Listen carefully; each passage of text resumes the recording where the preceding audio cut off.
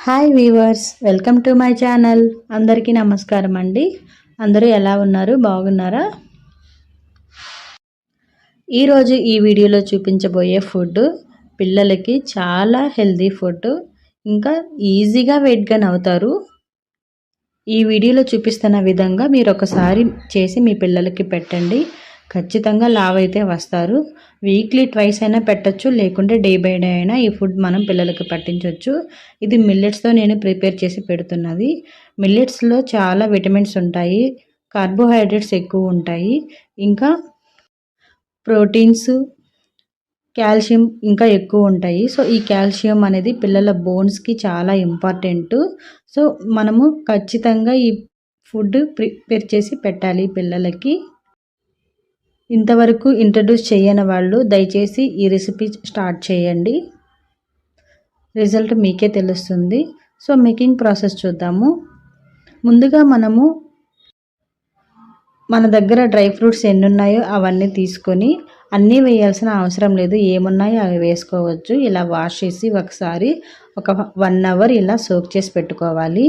ఆ తర్వాత 3 స్పూన్స్ నేను మిల్లెట్స్ తీసుకున్నాను. ఇవి బాగా వాష్ చేయాలి, అట్లీస్ట్ 5-6 టైమ్స్ అయినా వాష్ చేయాలి, ఎందుకంటే మట్టి వస్తూనే ఉంటుంది. సో అందుకోసము ఇవి నేను ఆర్గానిక్ సీడ్స్ తీసుకున్నాను.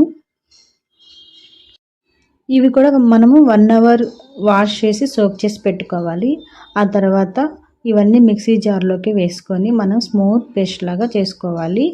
ఈ బాదం పప్పులు మనం వేసే ముందు వీటికి పీల్ ఆఫ్ తీసేసి వేసేయాలి. ఇంకా ఖర్జూరం కూడా మనకు పైన ఫ్యాట్ అనేది వస్తుంది, సో ఆ లేయర్ అనేది రిమూవ్ చేసేసేయాలి.